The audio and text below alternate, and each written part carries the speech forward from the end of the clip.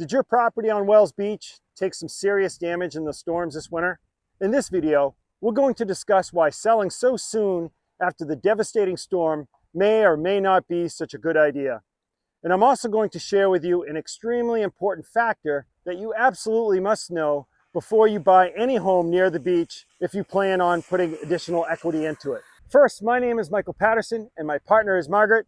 We are your local real estate agents on the York County Seacoast. And if you want to learn everything there is to know about living on the seacoast in the summer and during the nasty winter storms that are getting worse, click subscribe and tap the bell so that you'll be the first to know when we post another video. Today I'm in Wells, Maine, and it has been almost 3 months since the January 13th storm that tore apart many of these homes. I'm told that over 10 of these properties have been tagged by the town as potentially unsafe, and the owners have to have the town's concerns addressed before they can move back in. If you have watched my other videos, you know that this area of Wells Beach frequently floods, and although there is always a significant amount of necessary cleanup every spring, the January 13th storm took the cleanup to another level and has some property owners selling or considering the sale of their property. As someone who lived on Webb Hannett for over 10 years and directly oceanfront, I'd like to share some insight with you. First of all, if you are a potential seller, property values, even if your house gets clobbered by waves like mine, are not going down in value. So stop panicking. Maybe you have some damage that you can't afford to fix, but home values along the beach are still strong,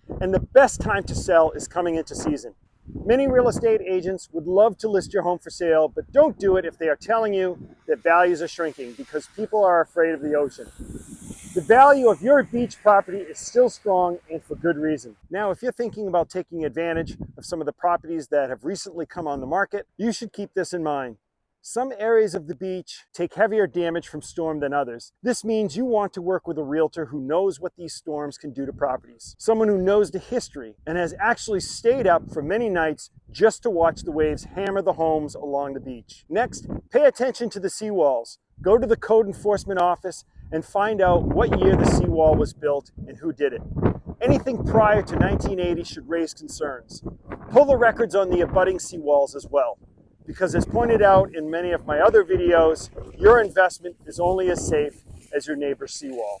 Leave a comment down below if you're confused on what I meant by that, and I'll explain. Also, if the house is not on a foundation of pilings that allow the water to rush underneath it, that means it's an older home and is more susceptible to severe erosion during the reoccurring winter storms. This doesn't mean it's a bad investment. It really depends where on the beach the property is located, and I can help you determine this. If the house isn't on pilings, sometimes it isn't financially feasible to raise the house and put it on pilings, and this could be why it's for sale. For some of these houses on the beach, it makes more sense to tear them down and rebuild. This brings me to that absolutely must-know factor that I mentioned at the beginning of this video. But before I get to that, I want to bring your attention to our free relocation guide. You'll find a link to it in the description down below. Inside the relocation guide, you'll find details on all of the towns in York County. Allows you to compare the population sizes of the different towns, whether or not there's a cute downtown area that's fun to walk, details on whether or not there's any fresh bodies of water, if you're into fresh water or want to live on a lake or river. Again, there's a link to it in the description down below. The town of Wells will only let you invest up to 50% of the assessed value every 10 years. Because everyone who works on these properties must pull a permit before doing the work, the town has a good idea on how much money has already been invested into the property. In other words, if you paid $4 million for a fixer-upper and the structure is only worth $1.5 million, and the prior owner already put $750,000 into the property over the last 5 years, you can't put any more money into it for 5 years.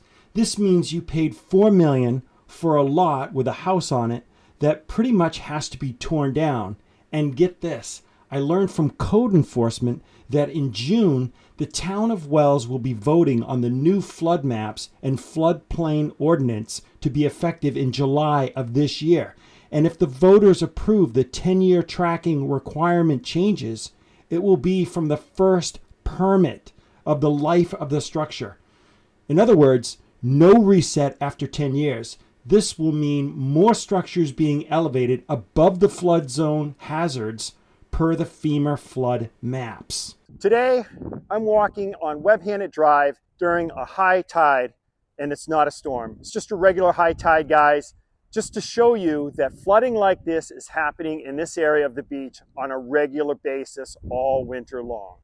If the realtor doesn't share this information with you, that should be a pretty good indicator of the type of real estate agent you are dealing with. If you are a buyer, you don't just want a real estate agent who has all the streets memorized on Wells Beach. Ideally, you hire an agent who lived on the beach, weathered the storms, and knows things like the fact that Days Lane and Deptula flood several times every year when there isn't a storm like today.